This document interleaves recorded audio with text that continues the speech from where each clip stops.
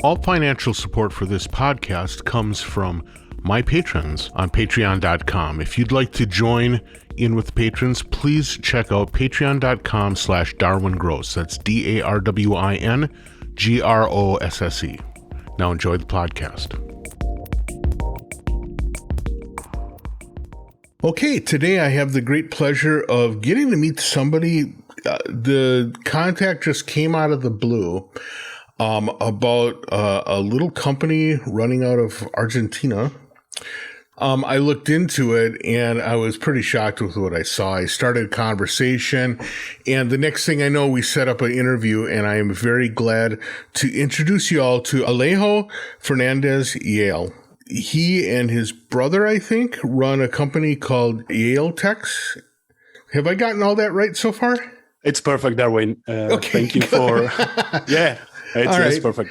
All right, excellent.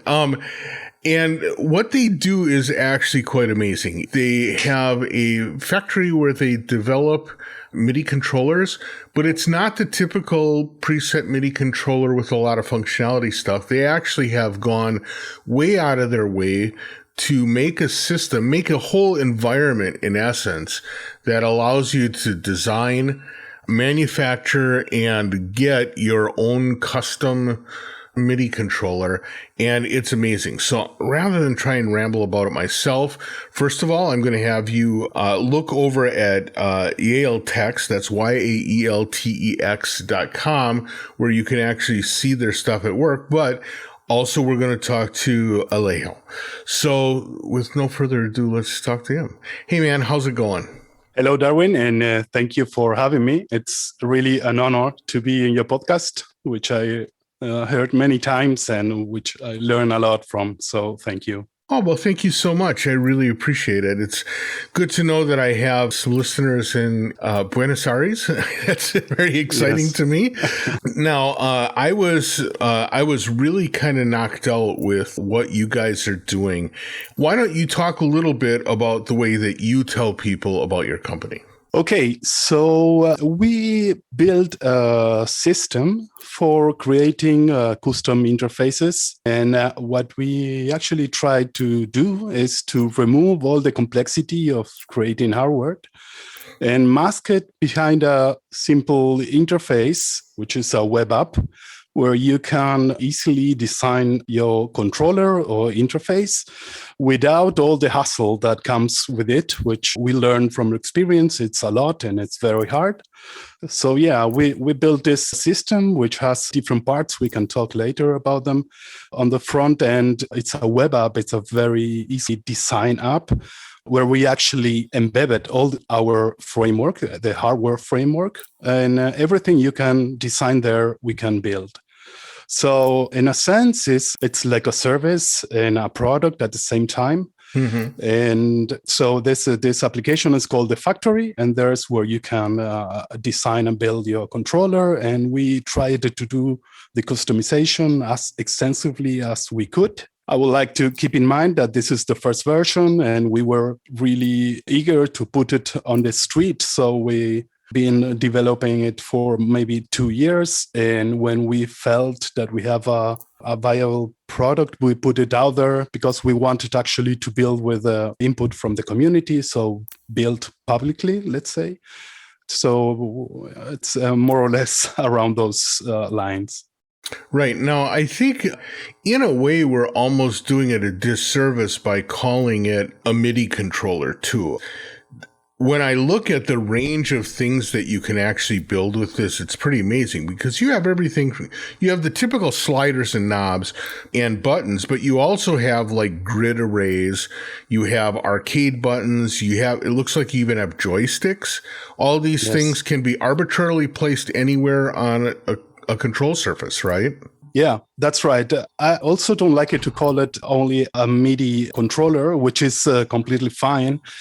But we are actually also implementing, for example, keystrokes. So it's not really a MIDI controller, and we are also aiming for Twitchers and video streamers and video editors, and also maybe gaming at some point. But yeah, as I said, it's like the first version, and we have plans to put more elements into it. But right now, yes, you can put joysticks and arcade buttons and different also rubber buttons with RGB feedback, and encoders and stuff like that. Yeah, it's really quite amazing. Now, where are these things manufactured?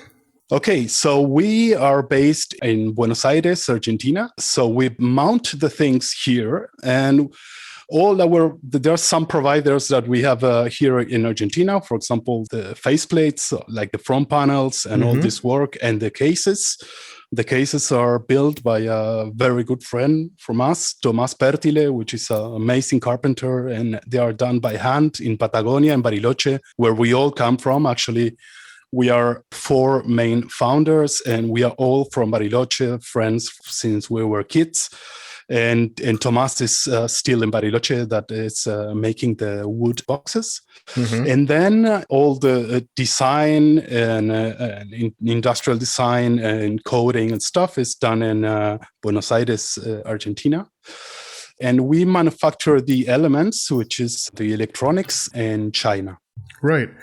But it's really interesting because, I think one of the things that surprised me initially is that you just don't simply hear an awful lot about manufacturing in South America, especially something that's single shot custom development. I mean, this is really, really pretty amazing. How hard was it for you to get the infrastructure going to even make this happen? You don't hear it much because if you think it's a really bad idea. I mean, we started because we were passionate about it. If we have started as a business making a spreadsheet with numbers, we will never start it. I mean, it's really a bad idea. And that is why we don't see much from South America, but that doesn't mean there is none. I mean, there are quite a few really interesting projects in Argentina, and also some in Peru and Brazil, in Chile, in Uruguay. But it's not a good idea because, developing a business I can speak for my experience in Argentina. It's starting a project anywhere in the world it's a major challenge, and I have the most respect for the people that get to take the ideas out of their head and make something real. That's an amazing challenge, and it's already a lot of work. But if you add to that to make it in a place like Argentina, it's really, really tough. But anyway, as I said, we started without thinking about the business. We started because we like it, and here we are. Actually, the thing is that you have to be really flexible. The rules and the game is changing by the day here in many ways. Right. So it's a real challenge, but it's possible. I mean, we are here, and we lived through the pandemic, which was also hard. So we are an example that it's possible. Well, not only is it possible, it's kind of like amazing. I mean, again, this kind of like one-off development stuff is really cool. The idea of using web tooling, both for designing the device itself as well as for configuring it, is really kind of bleeding edge as well. And so congratulations on that. That's amazing. Let me add something to that. There is something that it's not so evident, that is that this model allow us to have a product on the market. Making hardware is really expensive, and to get into the business, it's really expensive. If you have to send to a manufacturer in China, I don't know, 1,000 or 5,000 or 10,000 units. Right. Yeah. Yes. So it's stuff that we are discovering as we go. But this for us was an amazing finding somehow, that we can make a short batch of the things that we have to bring from China. And this allow us to on the first hand, to do not have things that are standing in a bench that we are not selling, that Right. we don't build anything that it's not wished already by someone. Sure. So we don't have this fight for prices or stock that we have to sell cheaper. And on the ecological point of view, this is also very interesting, because what we manufacture, it's not defined what it's going to be. It's still someone wish it and still someone want it. And so that is also an interesting part of how we came into hardware. Yeah, that's a really great point. And especially I like the ecology angle of it. The fact that you're not wasting development, because the things that are, you only build the things that actually people want to have in their studios. So that's fantastic. Exactly. Yes. So I am curious, you dropped a little note about this business as having been started by a bunch of you that grew up in Patagonia. Yes. And I am curious about your background. How did you, frankly, I think of Patagonia primarily as a place where people go for interesting outdoor tourism. I don't think of it as a place where people are sitting around designing ideas for a MIDI controller-based business. So yes. I'm curious about where does this passion come from? How did growing up, how were you interacting with electronic music? What got you interested in working on electronics and design and these other things? How did you get to the place where you are putting something like this together? So yeah, as I said, we are from Bariloche. I mean, the music part in my case, and in the case of Mateo, my brother, comes from my mother. Surely she was a completely music fan, and she was into Frank Zappa and Beatles and Pink Floyd and Zeppelin and Black Sabbath and Janis Joplin and all this thing that were, I don't know, popular in the 60s and the 70s. So we grew up listening to all this music, and to me, the experience of listening to Pink Floyd as a kid, it was a bliss, and it's something that stays with me forever, actually. Sure. And on the other hand, our uncle, it's a physician, and he works in a place called the Atomic Center, where he was experimenting with electrons and stuff like that in a lab called Atomic Collisions. And they were studying, crashing particles to see what happened there. Okay. And as a kid, I remember to be fascinated and ask my uncle many times to take me there, because I was fascinated by the machines they were using, and they were building everything there to make their experiments. And there were all kind of crazy interfaces to drive the reactor and to make all these experiments with the electrons and stuff. And that's also stays with me. I remember making visuals, going there to take pictures and to use it as content, because it blew my mind. And I think a part of the fascination with the machines come from that iteration. And later, with my brother, we got into music and visuals and interaction and installations. So at the time, I was living in Germany for a while in the early 2000s, and I came back to Argentina, and I have some tools with me, and one of them was a little box from a company called Electrotap, which I think it's gone by now. Yeah, Tim Place's company, yes. Yes, from Missouri. Yeah, and they have a box called the T-Box. Right. And we love it. At the time, it was a little box where you can connect easily with cables that you can build yourself, some sensors. And the first interface that we did with my brother was to using the T-Box and building something we call La Sensible, which was an interface with a gyroscope and accelerometers and distance sensors and flexors, force sensors, and that you can interact with it. And we got fascinated by the process of building this thing.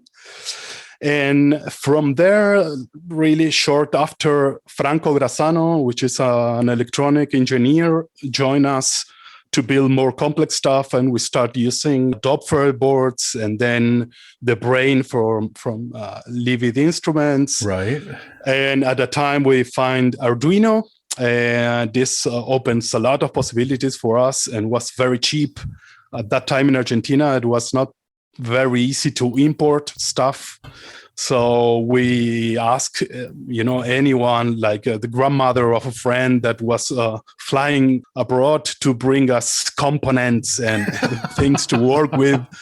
And actually also reproposing stuff that we find here, like, I don't know, PlayStation joysticks, and put them apart and using the PCBs to make something else with it. Because again, we didn't have access to buy new stuff.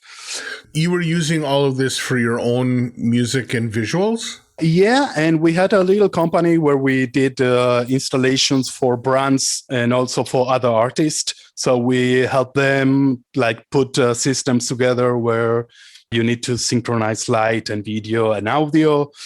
And we were using at the time Pure Data and Max MCP and Isadora, which I still loved today.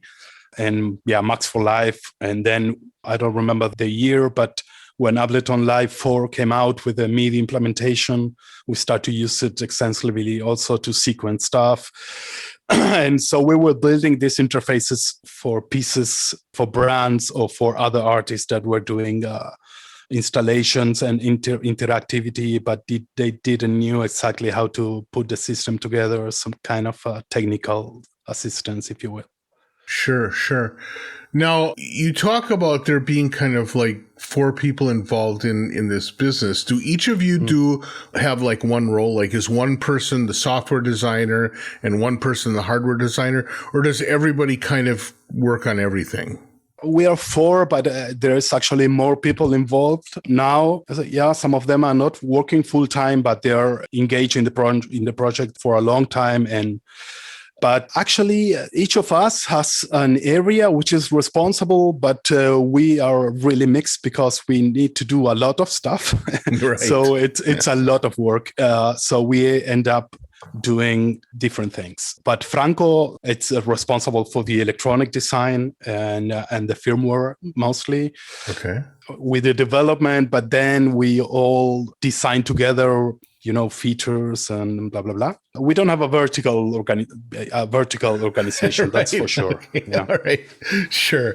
That makes a lot of sense. Now, when I look at the range of devices that, I mean, if nothing else, when you pop open your website, like the image at the top is like, it's like a circus of different kinds of controllers. It's really pretty amazing. When you're developing these things, do these components come in like little mini sets and they're kind of assembled together? Or do you have to like build up the component boards from scratch for each one? No, as we send it to manufacture in China, we get the board already populated. We used to do it to make all this soldering here, but we don't add value doing that anymore. And so we outsource it, but we did it. I mean, what we are saying now is what we call version 2, and we have a version 1, which was a primitive version of this based on Arduino and based on a shield we developed for Arduino and also. Oh, I see. And we did like 100 different units in between 2017 and 2019 with this first version. It was much more of going and coming with the artist and by mail. And so it was really work intensive, and it didn't make a lot of sense on the financial side because it's impossible to charge for all that work.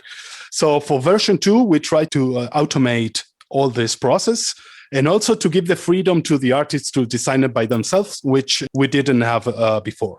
But coming back to your question, yes, they come populated, the PCBs, and what we do here is to mount it. Okay. And the thing that I noticed, or one of the things that kind of jumps off the page too when you scroll through it, is that you still have like the cases are still made back in Patagonia by your friend, right? Yes. I mean, this has to do with the we think of beauty as a feature, not as a destiny. It's a very simple thing. It's that beautiful things makes people happy, and it's very basic, but it's very powerful. So there are some parts of our product that we want to keep as beauty as we can when it makes economic sense. So yeah, we still do the boxes with Tomas in Patagonia. Yeah, I think that that's actually really an important point. And, I know some of the favorite things that I have in my studio, like the Monom grid or the Manta from Jeff Schneider. I mean, yeah. a big part of it is that physically they're beautiful, and that physical beauty makes me appreciate them as an instrument, and I treat them in kind of a different way. And so I think that that's really important. I think that's really smart. In putting together a custom thing, I imagine already you've seen like some pretty crazy designs come through, right? Yeah, I mean, we expect when building somehow an open system, there is a lot of work imagining and in your head all the different possibilities that can come out with this set of rules that we are putting out. But it's impossible to understand everything that will be made there, and it's amazing. It's a really fascinating part of the process is watching what the people come out with. We saw like sets composed of 10 pieces. 10 different units to make a massive interface. Oh, really? Or wow. Or some people just choosing joysticks and making a massive plate of joysticks and stuff like that. Yeah. I think now we are preparing a new set of hardware elements that we will bring into the framework, and we are breaking a little bit the symmetry of the system. Right now, it's you can feel it some kind of primitive because we have this very fixed grid. But now we are breaking this symmetry, bringing more components on the same area. So I think we will start to see more diversity on the controllers being made on the factory. Sure. Now, although they're MIDI controllers, different kinds of software have different kind of interface requirements. So like with Ableton Live, for example, a lot of preset controllers will have a Python script that gets embedded so that it is automatically kind of assigned. Have you done any work to sort of like standardize that connection with software? Or how do you help people get this integrated into software, into the software that it's connected to? Well, it's a complicated subject somehow because every software has a different implementation. So it's a thing that going one by one with the softwares. Right now, we are working with James Westphal, which is a guy from the States. It's really good by building remote scripts. And we are finishing, I don't want to be too optimistic, but maybe in 2 or 3 weeks, we're going to release a remote script that is modular as our controller. So we will let people interface with Ableton easier than now. But to be honest, there are already options on the market to overcome this, like Remotify, for example.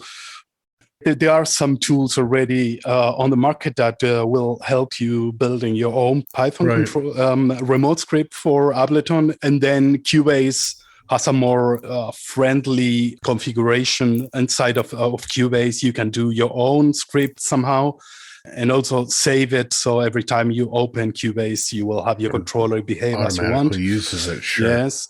And then there is also in Bitwig, for example, there's also some kind of a generic remote script that you can, it's really powerful. You can control anything.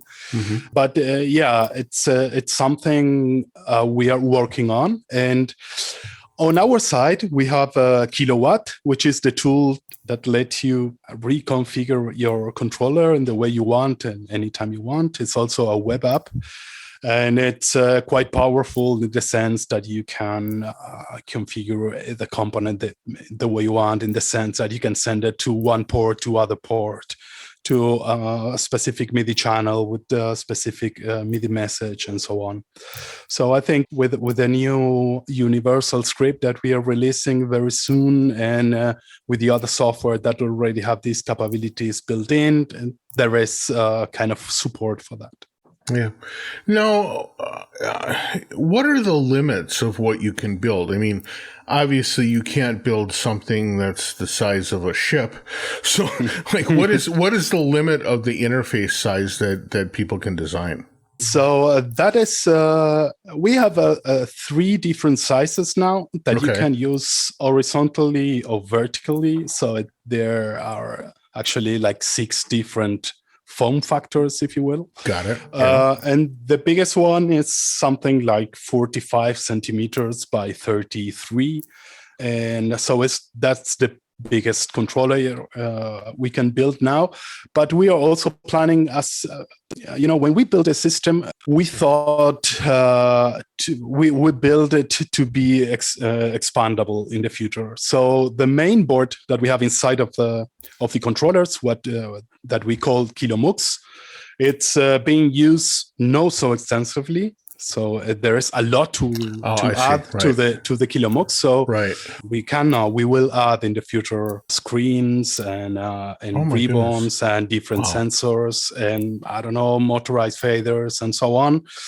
And we are limited by our resources. That's really the point. I mean, the ability for us to develop new elements and also the financial ability to produce a bigger system, because we have to produce batches of the electronics. And so when we have more elements, it's more expensive, and we have to, be clever about it. That makes a lot of sense. Now, to what extent, maybe I have just a misunderstanding, but one of the things that my understanding about Argentina in particular was that import duty is actually a real difficult thing to deal with for businesses, or even for musicians that want to get instruments, from the outside world and stuff.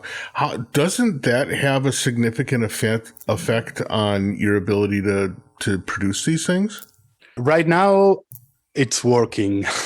And I mean, I don't think it's understandable for someone that it's not from Argentina what we go through here. Right now, it's working. And I don't want to say it too loud, but right now, it's working. We can bring stuff in and we can export our stuff out. And most of the thing, because we are going through a complicated economic situation here in Argentina, most of our clients are outside of Argentina, and this is somehow sad for us, but it's what it is. But right now we can pretty easy bring the things that we need in, and then to export the things that we do out. But that wasn't the case 4 years ago, and we will see what happened in 2 years from now. I see. No? Okay. Mm-hmm. All right. So it is a fluid situation then. Yes, it's by the day. As I said, but it's not the only thing. Really, building a company or a project in Argentina has many of those uncertainties and difficulties. Access to credit, I can name like 20 that you have in the States or in Germany or in England or in Spain that you have there, and we don't. For example, a coin that we can use. I mean, we have a coin that is we cannot hold it for 10 days because it's devaluated all the time. Oh my goodness. Okay. And stuff like that. It's really a challenge. Also, let me add that I'm not proud of this, but this situation, it's for entrepreneurs like us, it makes us very flexible and adaptable. And I'm not proud of it. I don't want to be flexible and adaptable, but yeah, it's what we have to do. And if you don't, you can't do stuff here. I mean, it seems to me like not only your background, but your environment really kind of led to the kind of company you had. I mean, because you started off by playing with all these different systems, whether it was the T-Box or, the thing from Livid or Arduinos. You kind of played around with a lot of things and got comfortable with it, but also kind of like repurposing things and working in a modular way. It seems like it all kind of set you up for making a business that has sort of like this modular development to it. So I think maybe it's kind of valuable to what you went through. Sure. I mean, we are modeled by our environment, and the things that we can imagine and do also are modeled by our environment. So I'm sure all this background of getting things done no matter what, it's maybe it's something important to drive your idea forward. Again, I would love to be doing this in Finland, but it didn't happen. So I mean, as I said, this is makes you a gymnastic. That it's maybe for a pandemic, it's a good thing. I mean, we didn't panic. We just, we have a new reality.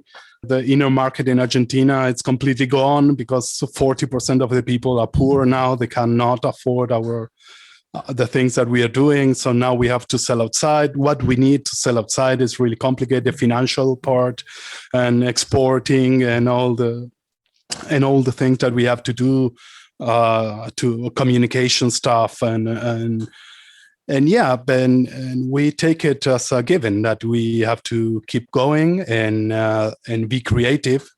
We believe in what we are doing. I mean, we aren't here for the money, but we feel that we have something to say on the creative hardware world, and we want to keep doing it. And as long as we have good feedback from the users and the community, and it's sustainable economically, we will keep going no matter what. That's fantastic. Let me ask this. How, since you kind of started off by doing a lot of creative stuff, have you been able to keep that up as well? Do you still do music and visuals and performance and stuff like that? I mean, I know the pandemic kind of got in the way, but have you maintained your activities in art making? Not really, to be honest.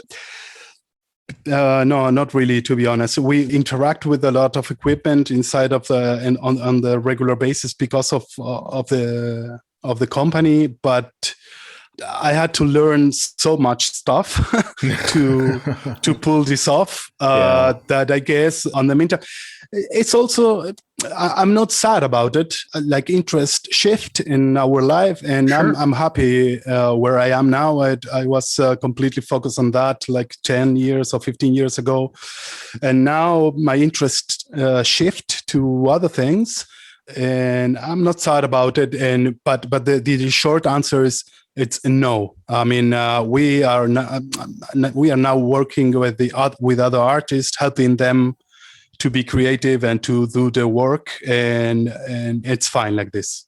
That you're finding that is satisfying for you. Creativity, which is something that I like. It can be expressed in many different ways, and it doesn't have to be something that you do in a public space in front of people. I mean, as an artist. And we can be creative in many other ways, and this is what we do. And as I said, I'm now, for example, interested in, I don't know how companies are organized, and the next step for us is to build railways for artists to do not only design the controllers, but we want to build an ecosystem where artists can also sell their creations on our platform. So, for example, that for me it's really interesting, and I'm really interested now in cryptocurrencies and all this, not because of the cryptocurrencies per se, but everything that is going on with DAOs and ways to organize communities in a way that the community has really the main voice, where the framework or the space that they are involved in goes forward. No, I think it's gonna bring a lot of interesting new type of organizations into companies and into communities, and therefore I think there's a lot to be done there, and you can be creative, not only play music, but designing even how a company is structured, or how you interact with the users of a framework and stuff like this. That's fantastic. That's really interesting. And boy, I didn't even really think about, like, for example, cryptocurrency being, because it's community driven, it actually has a place in the communities of artists that bridge international borders. That's actually a really powerful statement. Thanks for opening that door for me. In the future, I think I would like to see Yaeltex being a transparent and an open organization, in the sense that we would like to have some kind of a voting system where users of the framework can vote where we can allocate resources, what are the new features that are needed, and also to create like an alternative revenue stream for them if they create something interesting, for example, and they add value to the community or to the framework, for example, making a new firmware or designing some implementation with some software, or doing a special, a unique graphic design, or making videos or help or documentation that they can extract also value from the framework. Right. And also I foresee like more of an open company, if you will.